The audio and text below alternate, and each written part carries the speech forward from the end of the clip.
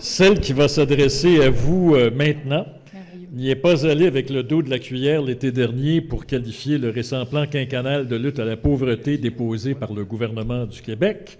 Je la cite, « Occasion ratée ». C'est vraiment une claque au visage au niveau de nos revendications qui n'ont absolument pas été entendues. Voici Rosalie Dupont, coordonnatrice de la table d'action contre l'appauvrissement de l'Estrie.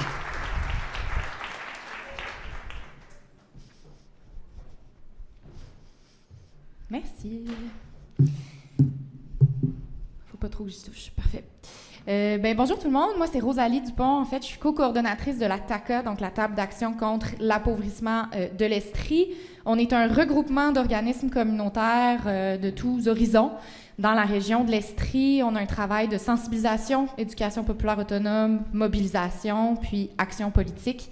On regroupe là au total une quarantaine de membres dans ma région, autant des sous-populaires, des organismes en hébergement, des groupes en défense collective des droits, donc, dont la CEF fait partie. C'est ça, notre... merci pour le temps. Merveilleux. Alors, ça me fait plaisir d'être ici avec vous aujourd'hui. En fait, moi, je viens vous parler un peu là, de la lutte à la pauvreté en temps de crise. La pauvreté est une crise constante pour les gens qui la vivent. Ça, je pense que vous êtes les premiers, les premières à savoir ça. Dans les dernières années, on a vu une montée de la crise du logement, de l'itinérance, crise sociale, crise climatique. Les crises se sont multipliées et malheureusement, effectivement, comme ça a été introduit au départ, en plus de toutes les mesures qui viennent d'être nommées, là, qui étaient vraiment en réaction à la crise, on a aussi eu d'autres mesures qui auraient pu être adoptées par nos gouvernements et qui ne l'ont pas été. Et là, ma petite bébelle à piton, est-ce que c'est ça? Mm-hmm.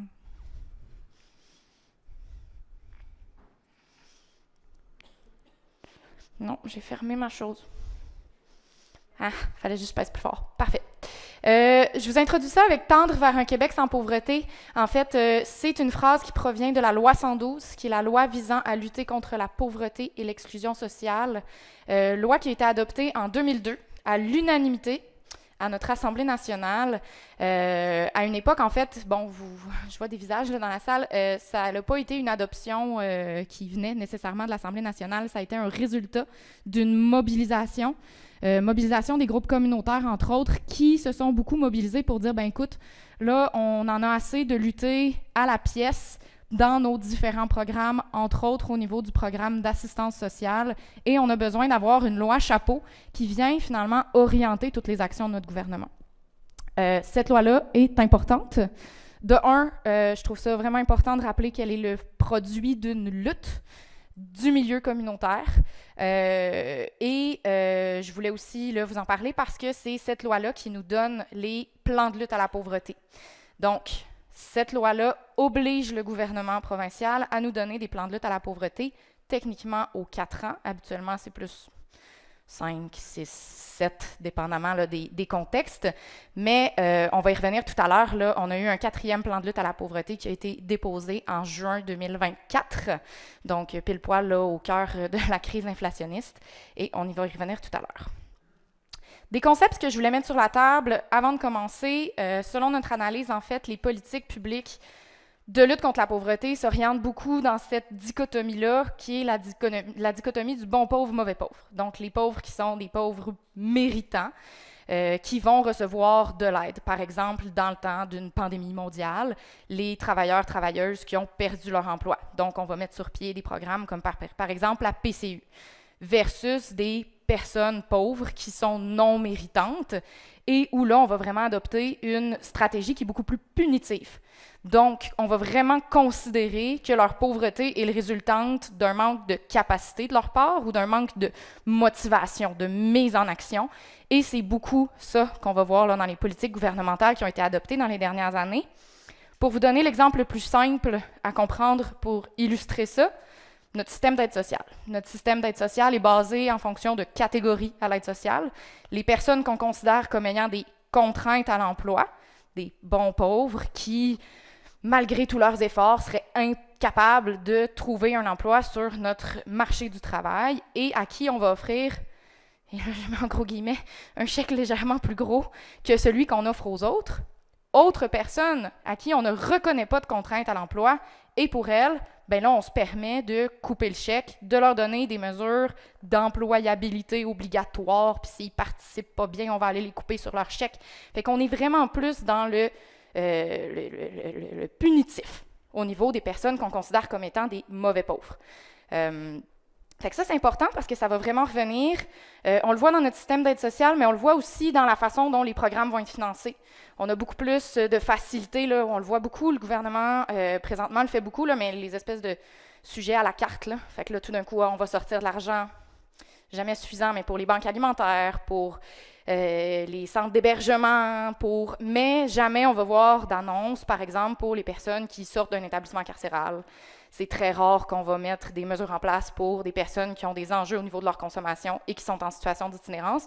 Fait que ça vient, encore une fois, illustrer un peu cette perception-là des gens qui méritent de recevoir de l'aide et des gens qui ne méritent pas de recevoir de l'aide. Contrôle et gestion. Là, je l'ai écrit ici, éliminer la pauvreté ou la gérer. Donc, clairement, encore une fois, nos gouvernements sont beaucoup plus dans la gestion de la pauvreté plutôt que dans cette idée-là qu'on devrait travailler à éliminer la pauvreté. Bon, premièrement, on en parlait là, beaucoup ce matin, la question de l'aide alimentaire. Aide alimentaire, on donne de l'argent, c'est de l'argent non récurrent qui ne permettra pas de régler le problème, qui fait que les organismes sont constamment en train de retourner demander des fonds supplémentaires et ce n'est pas une solution pour répondre en fait à la dignité des gens qui reçoivent cette aide-là.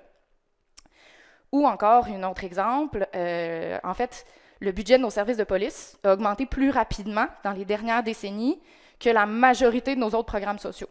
Donc, on est beaucoup dans la gestion, le contrôle de la pauvreté, plutôt que de viser son élimination, juste de la façon dont on investit là, nos sous dans nos programmes publics.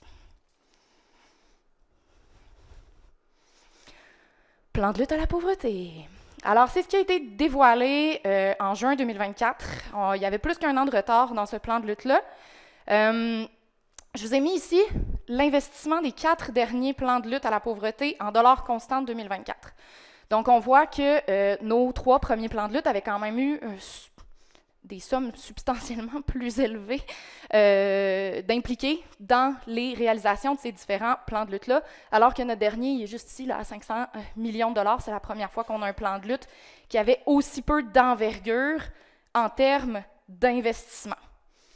Important de noter, dans ce 550 millions-là, il y a 2 mesures sur les 70 du plan de lutte qui concernaient 57% des fonds. Donc, 57% de ce 750 millions-là allaient dans 2 de ces mesures-là, qui étaient les Alliances pour la solidarité, qui étaient juste un renouvellement du financement régional. Donc, on distribue de l'argent aux régions pour mettre sur pied localement des projets de lutte contre la pauvreté. Et un investissement aussi dans le transport adapté, qui avait d'ailleurs déjà été annoncé dans le budget qui avait été annoncé en mars précédent. Fait que c'était même pas comme une nouvelle, c'était juste de l'argent qui a été remis dans le plan de lutte à la pauvreté. Fait qu'il y avait quand même, là, c'est ça, presque 60% de ces 750 millions-là est allé dans ces 2 mesures-là qui n'étaient absolument pas des surprises et qu'on s'attendait déjà à voir revenir. Au niveau de ce à quoi on aurait pu s'attendre en termes de plan de lutte à la pauvreté, des fois, c'est pas clair. Hein? Quand on ne travaille pas directement en lutte à la pauvreté, on sait moins. Qu'est-ce que ça pourrait nous donner concrètement un plan de lutte à la pauvreté? Alors, je vous ai mis ici les mesures fortes des 4 premiers plans de lutte. Donc, en premier, on a eu l'allocation famille. On en a parlé aussi ce matin. C'est une des mesures là, qui a permis de sortir un très, très grand nombre de familles de la pauvreté. Ça a été majeur. C'est encore un programme social qu'on a au Québec. Et c'est encore un programme social sur lequel, en fait, et qui sort beaucoup, beaucoup de familles de la pauvreté. Plan de lutte numéro 2, on a vu l'apparition du crédit d'impôt pour solidarité, que vous connaissez, qui est quand même une mesure de soutien aux revenus qui est importante pour les personnes en situation de pauvreté et qui est souvent, en fait, même une de nos revendications de dire, bien, plutôt que de faire un chèque à tout le monde, passe donc par ton crédit d'impôt pour solidarité, bonifie-le, ça va être plus facile de cibler les bonnes personnes. Plan de lutte numéro 3, ça a été l'apparition du programme de revenu de base, qui est un nouveau programme qui s'adresse aux personnes pauvres méritantes, hein, dont on parlait tout à l'heure, les personnes qui ont une contrainte sévère à l'emploi depuis plus de 5 ans ont eu droit à un nouveau programme d'aide sociale bonifié, un petit peu moins ordinaire, malgré tout très imparfait, mais ça a quand même été une avancée au niveau de beaucoup des revendications qui étaient portées par les groupes des groupes de défense des droits des personnes assistées sociales. Ça a été quand même assez majeur. Je tiens à mentionner que le milieu communautaire pour ces 3 plans de lutte-là était vraiment pas content à chaque fois qu'ils sont partis et qu'on a toujours dit que ce n'était pas un plan de lutte à la pauvreté et que ça n'allait pas aussi loin. Le triste morceau, c'est le plan de lutte numéro 4, où il n'y a eu aucune mesure forte. On n'aura rien du tout pour se rappeler de ce plan de lutte-là numéro 4 qui passe complètement à côté de la marque. Là, il n'y a vraiment rien de notable, rien d'important qui s'est passé dans le plan de lutte numéro 4. Donc voilà, la seule avantage là, de ce plan de lutte-là, malheureusement, c'est de nous faire parler en positif des 3 plans de lutte précédents.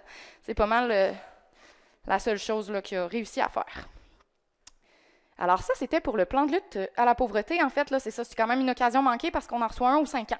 Fait que le prochain sera fort probablement pas avant 2030, mettons qu'on est optimiste. Puis c'est quand même, c'est ça, c'est assez majeur les gains qu'on pourrait faire dans le cadre d'un plan de lutte à la pauvreté. On arrive à l'aide sociale. On en parlait tout à l'heure.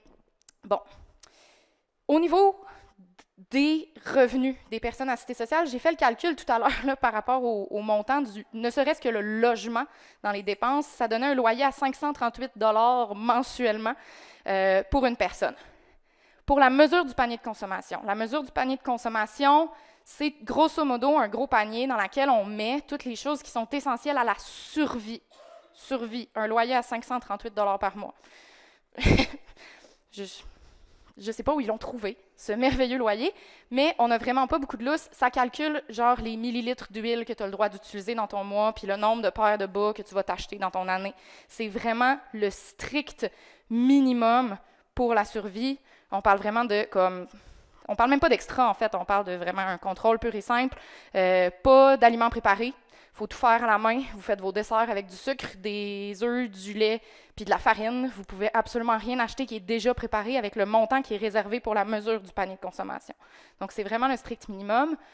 Pour les personnes à l'aide sociale, présentement, une personne qui est considérée comme étant sans contrainte à l'emploi, donc les pauvres non méritants, se retrouve avec à peine 46 % de cette mesure-là du panier de consommation. Donc, 46 % de notre 538 $ par mois pour être capable de payer son logement. Donc, on parle quand même de pauvreté qui est extrême dans le cadre du programme d'aide sociale. Je vous disais qu'il y avait eu des grosses avancées au niveau du programme de revenus de base. Oui, mais le programme de revenus de base était un peu l'espèce de... Il se targuait d'être le programme qui allait atteindre la mesure du panier de consommation pour les personnes qui en avaient le plus besoin. Présentement, on est à 87 % de la mesure du panier de consommation qui est couverte par le programme de revenus de base. Donc, ça passe complètement à côté de la cible. Dans notre plan de lutte numéro 3, on avait la cible gouvernementale, qui s'était adopté ça pour lui-même, de monter ce 46 % à 55 % et de monter le revenu de base, les gens qui recevaient le revenu de base, à 100 % de la mesure du panier de consommation. Ça, c'était dans le plan de lutte numéro 3, qui date de 2017. Depuis ce temps, les personnes qui sont prestataires d'aide sociale se sont éloignées encore plus de ce 55 % et cette cible-là ne revient plus. Elle n'est pas revenue dans le plan de lutte numéro 4, fait que ce que le gouvernement du Québec a fait, c'est on va adopter une cible, on va prendre aucune mesure pour être capable de finir par arriver à atteindre notre cible et on ne va pas réadopter notre cible, on va juste oublier qu'on avait décidé que ça ferait partie de nos cibles d'amélioration du revenu. Donc, nous, c'est vraiment quelque chose là, dans lequel on a vraiment été déçus de ne pas voir ça revenir avec des méthodes pour y arriver. J'y reviens quand même parce que c'est quand même important. J'ai-tu le temps? La mesure du panier de consommation, nous, on n'appelle pas ça une mesure de sortie de pauvreté parce qu'on trouve que ce n'est pas une mesure de sortie de pauvreté, c'est une mesure de couverture des besoins de base. Donc, je trouve ça important de faire la différence parce que c'est pas vrai que tu arrives avec la mesure du panier de consommation, avec ton 538 $ de loyer mensuel et que tu sors de la pauvreté. Donc, pour nous, c'est vraiment important, le libellé, de dire mais c'est une mesure de couverture des besoins de base. pur et simple, c'est le minimum dont on a besoin pour survivre. Ça ne te sort pas de la pauvreté. Puis on trouve que ça peut permettre de ramener un peu cette question-là. Ce qu'on défend aussi, c'est que c'est un choix politique. On en a parlé un petit peu ce matin, mais quand tu adoptes tout d'un coup une mesure de sortie de pauvreté qui est la plus basse possible, bien, tu viens magiquement de sortir plein de monde de la pauvreté dans tes stats, puis tu n'as rien eu besoin de faire. Fait que c'est vraiment la mesure de lutte contre la pauvreté la plus économique et la plus simple. Fait qu'on décrit beaucoup ça, là, ça n'aurait jamais dû être adopté, ni par le fédéral, ni par le provincial, comme une mesure de sortie de pauvreté officielle. Rapidement. Réforme de l'aide sociale, ça faisait 20 ans qu'on attendait une réforme de l'aide sociale. Je la passerai pas là, au complet, mais je voulais quand même revenir sur un concept qui était vraiment central dans cette réforme-là, qui était le concept de la réforme autofinancée. Donc, ce que la ministre était très, très fière de dire, là, c'est que, bon, premièrement, sa réforme passe par le travail. Hein? Donc, la sortie de pauvreté, ça passe par un retour sur le marché du travail, alors qu'on sait qu'il y a une personne sur 5 qui fréquente les banques alimentaires qui est une personne travailleuse. Pour nous, déjà, il y avait un enjeu au niveau du réalisme de cette vision-là de la ministre, mais toute la réforme de l'aide sociale vise à sortir les gens le plus rapidement possible de l'aide sociale. Et le concept d'autofinancer, c'est un peu de dire, ben écoutez, on ne voulait pas mettre plus d'argent dans notre système d'aide sociale, donc les maigres avancées qu'on a faites en termes d'accessibilité au programme, il y a eu quelques éléments là, qui étaient quand même intéressants au niveau de l'accessibilité des gens au programme, ben c'est d'autres personnes qui sont prestataires de l'aide sociale qui le financent. Et là où le bas blesse, en fait, c'est qu'ils ont changé contrainte à l'emploi pour contrainte de santé au niveau des contraintes temporaires. Il y a 84% des gens qui recevaient des contraintes temporaires à l'aide sociale qui étaient des personnes de 58 ans et plus ou qui étaient des parents monoparentaux avec un enfant de moins de 5 ans. Ce ne sont pas des contraintes de santé, ce sont des contraintes au travail. En changeant simplement le libellé, de dire on passe de contraintes de travail à contraintes de santé, on vient de faire sauter la contrainte temporaire pour 84% des gens qui la reçoivent, et c'est là que le gouvernement est allé financer l'entièreté de sa réforme. Donc, réforme autofinancée sur le dos des prestataires d'aide sociale qui sont déjà les personnes les plus vulnérables. L'argumentaire en arrière de ça, ben en fait, le marché du travail est en pleine ébullition, on manque de monde partout, et donc les gens n'ont qu'à se lever et aller se chercher un travail parce que s'ils étaient sur l'aide sociale, malgré leur âge, malgré leur situation familiale, ben c'est parce qu'elles ne voulaient pas suffisamment les travailler, alors coupons-leur leur subvention supplémentaire, leur contraintes temporaires, et ces personnes-là vont se remettre en action et retourner sur le marché du travail. J'ai mentionné ici préjugés politiques publiques. Je trouvais ça quand même important de le mentionner. Les préjugés ont alimenté nos politiques publiques dans le sens où on a cette idée-là que les personnes qui sont sur l'aide sociale le sont parce qu'elles ne veulent pas aller travailler, et donc il faut les forcer à faire un retour au travail. Mais ça va aussi dans l'autre sens, dans le sens où quand la ministre sort une réforme de l'aide sociale qui est autofinancée, elle vient aussi renforcer cette idée-là que notre programme d'aide sociale nous coûte cher, que notre programme d'aide sociale, on ne peut pas mettre plus d'argent dedans que ça, et que ce n'est pas un programme qui vaut la peine qu'on mette plus d'argent que ça. Et quand elle vient couper dans les subventions des personnes en disant il faut qu'ils retournent sur le marché du travail, mais on vient encore une fois renforcer les préjugés qu'a la population en disant, ben effectivement, il faut absolument qu'on remette les gens en action parce qu'ils sont là, parce qu'on leur donne trop d'argent. Donc ça, c'était l'enjeu que je voulais vraiment vous ramener au niveau de la réforme. Au niveau des préjugés, un chiffre que je trouvais important, il y a un sondage qui a été fait auprès de la population et on leur demandait tout simplement combien de pourcentage du budget du Québec, vous pensez, va vers le programme d'aide sociale.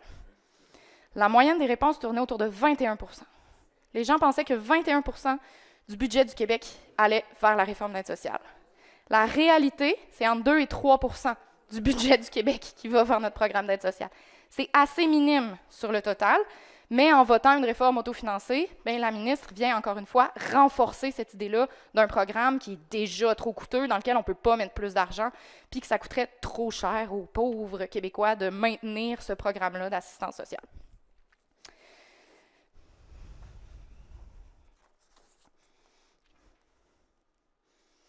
Alors, je voulais juste vous laisser là-dessus. Je voulais vraiment qu'on se rappelle en fait que la pauvreté, c'est un problème qui est collectif, qui est le résultat de notre société néolibérale qui est le résultat de nos inégalités au sein de notre société et que ce n'est absolument pas un manque de volonté ou un manque de capacité de la part des personnes qui subissent cette pauvreté-là.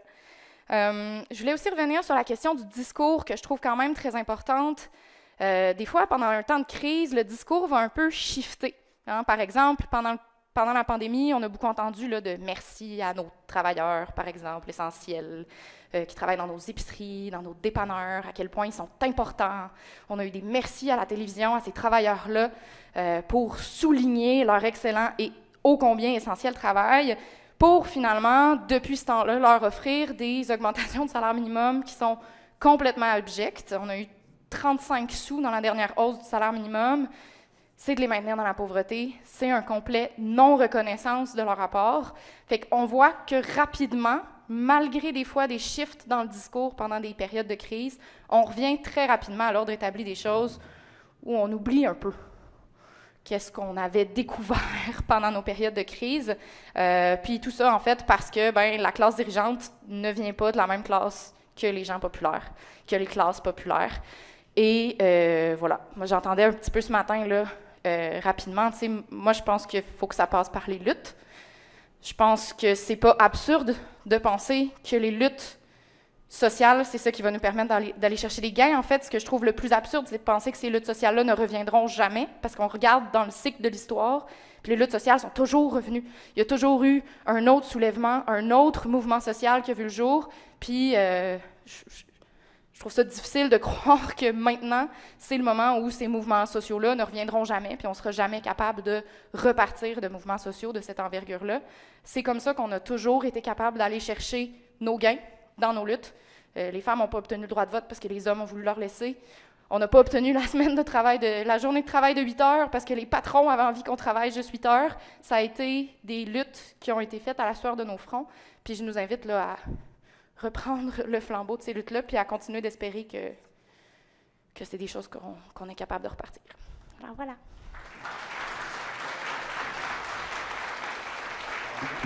Merci.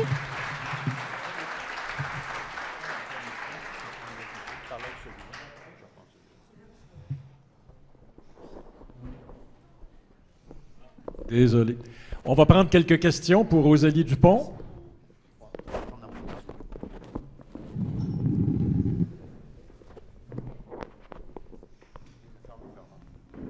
Bonjour, Alexandre Dumont du Centre d'intervention budgétaire et sociale de la Mauricie. J'avais une question par rapport à la conception. Moi, je me demandais s'il y avait une étude qui existait, ou donc si selon ta compréhension de la problématique, par rapport à pourquoi est-ce que le Québécois moyen a autant une conception négative de l'aide sociale. Puis là, je me dis, OK, oui, il y a la télésérie Les Bougons, des affaires comme ça qui sont arrivées, qui ont vraiment comme pimenter l'imaginatif collectif du Québécois à savoir c'est quoi l'aide sociale, mais je me dis, aujourd'hui, là, avec les luttes qui arrivent, la déstigmatisation, justement, pourquoi est-ce qu'on continue encore d'avoir une image aussi peu représentative de la réalité? C'est vraiment une bonne question. J'aurais envie de répondre, en fait, que c'est un... Tu sais, je pense qu'on a perdu un peu notre rapport de classe. En fait, les travailleurs, travailleuses, on prend aussi beaucoup notre fierté dans le fait de travailler, de participer à la société. Puis, je pense que c'est quelque chose qui est beaucoup aussi construit dans le sens où on souhaite aussi un peu nous faire peur avec les personnes qui sont prestataires d'aide sociale. Tu sais, dans le sens où c'est comme, travaille, trouve-toi un job, reste dans ta petite job au salaire minimum, l'aide sociale, c'est pire, puis tu veux particulièrement pas faire partie de cette gang-là. Puis je pense qu'on cible mal, en tant que personne dans le bas de l'échelle, classe moyenne, qui sont nos alliés dans nos luttes, c'est qui les personnes qui nous ressemblent en termes de classe sociale, puis c'est qui nous ressemble pas en termes de classe sociale. T'sais, on a toujours l'impression... Puis ça revenait un petit peu à la même chose, là, mais qu'est-ce que les gens ont envie d'entendre? Bien, quand on parle de fraude à l'aide sociale, on en entend parler. C'est incroyable à quel point les gens peuvent parler longtemps des fraudeurs à l'aide sociale, alors qu'on sait que les fraudes à l'aide sociale, c'est ridiculement rien en termes d'investissement public, quand on sait que finalement, bien, c'est par l'évasion fiscale qu'on perd le plus de cash. C'est les riches qui sont capables de sortir le plus d'argent de notre État. Fait que je pense qu'il y a quelque chose sur lequel... Nous, on participe, mais il y a aussi quelque chose sur lequel ça nous est un peu imposé pour qu'on continue à avoir ces débats-là, finalement, puis qu'on continue à mal cibler les gens à qui adresser nos revendications, peut-être.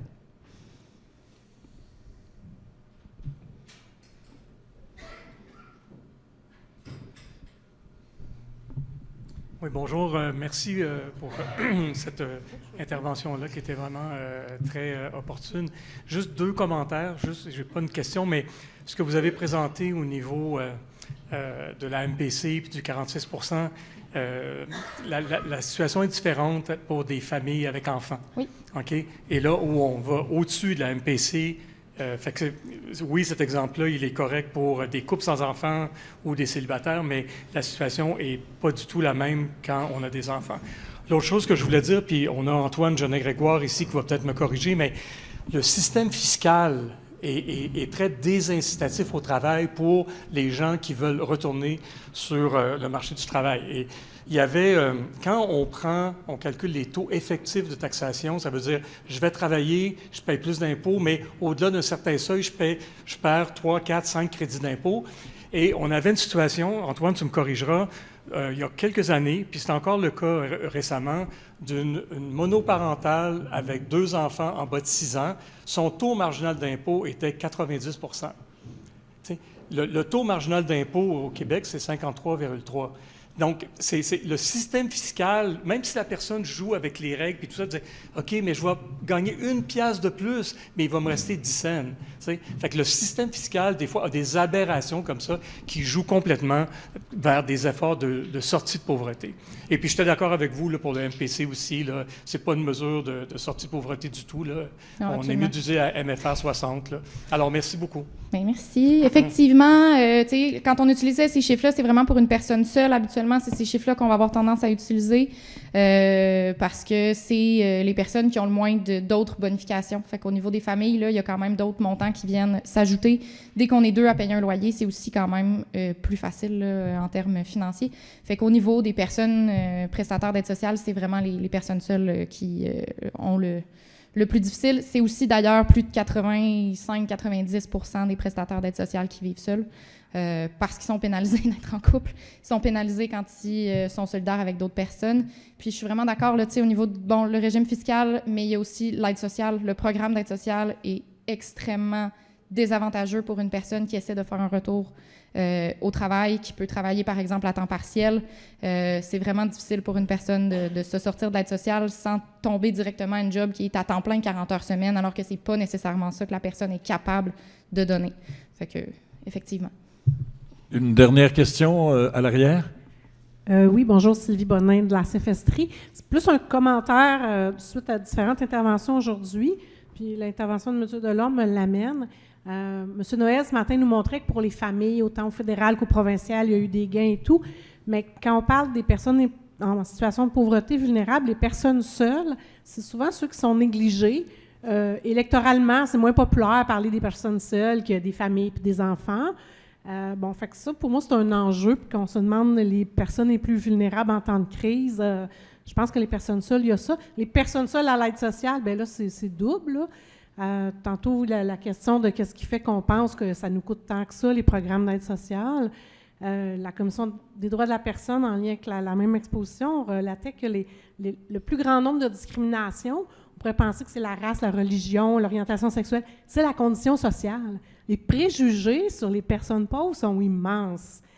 Fait que quand tu es à l'aide sociale, tu es pauvre parmi les pauvres. Fait que monter l'aide sociale, c'est aussi électoralement pas gagnant. Puis là, c'est peut-être nous qu'on a à faire comment je dirais, les gouvernements qui déjà ne se préoccupent pas beaucoup de pauvreté, en fait, jamais dans leur plateforme, bien, ils ne vont pas se lancer à faire quelque chose qui est électoralement pas gagnant s'il n'y a pas un mouvement social fort qui le réclame. Ils ne le feront pas par eux-mêmes. Là. Fait que il y a un bout qu'on a à se mobiliser pour que ça se fasse, pour ramener ça, pour le dire que l'aide sociale ne coûte pas grand-chose, que doubler l'aide sociale, ça ne ferait pas un gros impact budgétaire comparativement à d'autres choses. Fait qu'en tout cas, moi, je pense qu'il y a du travail de ce côté-là. J'avais une troisième affaire que j'étais en train d'oublier. Faut que c'est correct. Merci. Effectivement, je voulais peut-être juste rajouter quelque chose là-dessus. Tu sais, je pense que, Sylvie vient de le dire, là, les préjugés à l'égard des personnes en cité sociale sont extrêmement présents, fait que c'est très difficile de prendre la parole sur l'espace public quand tu es une personne prestataire d'aide sociale. Et je pense qu'il y a personne qui a envie de penser au programme d'aide sociale quand elle n'est pas sur le programme d'aide sociale, parce qu'il y a personne qui a envie de penser qu'un jour, on va se retrouver à avoir besoin de ce programme-là parce qu'on va avoir vécu des choses difficiles dans nos vies. Fait que je pense que c'est un peu aussi une réponse à pourquoi ce programme-là est si mal aimé, alors qu'il s'adresse à toutes nous autres. Puis je suis sûre que si on pose la question à n'importe qui dans cette salle-là, tout le monde serait bien content de savoir qu'on a un programme d'aide sociale, parce que s'il nous arrive quelque chose, ben c'est vraiment rassurant de savoir qu'on va pas juste dans la rue comme ce qui se passe aux États-Unis parce qu'ils n'ont absolument aucun programme, là. Donc, je pense que c'est aussi à nous de se réapproprier ce programme-là puis d'arrêter de le voir comme un programme pour les prestataires d'aide sociale, mais c'est notre filet social à nous. T'sais. Ça se peut qu'on en ait besoin un jour, puis on est bien content qu'il soit là. En tout cas, moi, personnellement, je suis bien contente de savoir qu'il existe. T'sais. Si je peux me permettre 3 secondes, ça m'est revenu. En lien avec les préjugés, puis en lien avec tantôt les crises, les seules personnes qui n'ont rien eu dans la COVID, c'est les personnes en l'aide sociale. Il y a eu un montant pour les aînés, des montants pour les travailleurs, des montants pour les entreprises. Les personnes dans l'aide sociale, 0 puis une barre. Puis c'est pas parce que les ACF puis le Collectif pour un Québec sans pauvreté n'ont pas amené la question dans la place publique, là. C'est pas parce que ça a été oublié, ça a été volontairement pas fait, là, parce qu'il y avait des pressions. Incluant les personnes dans l'aide sociale qui travaillaient 1 ou 2 jours semaine, qui ont perdu ça. Il n'y avait pas de droit à PCU, mais il n'y avait pas de bonification, mais il n'y avait rien, personne. Fait que, les personnes en cité sociale, en COVID, on parlait, on a-tu aidé les plus vulnérables? Mais on en a aidé des gens vulnérables, mais les plus vulnérables, on les a 0 puis une barre aidés, là. Il y en avait aussi des dépenses de produits hygiéniques puis de livraison parce qu'ils ne pouvaient pas sortir puis tout ça, mais il n'y avait pas d'aide. Récemment, le fédéral, là, sa mesure niaiseuse là, qui voulait donner des chèques au monde puis qu'il ne l'a pas fait, bien, c'était pour les travailleurs. Puis après ça, il y a du monde qui, le NPD a dit, bien là, si vous ne le faites pas aussi pour les aînés, on ne votera pas pour. Mais il n'y a personne qui a dit, bien, si vous ne le faites pas pour les personnes pauvres comme les gens à l'aide sociale, on ne votera pas pour. C'est toujours les oubliés de tout ça. En tout cas, si on veut résoudre, on parle de finances personnelles, vulnérabilité, les crises, bien, il y a des préjugés à dépasser puis à vaincre. Là. Voilà. Absolument. Merci. Merci, Rosalie. Merci beaucoup.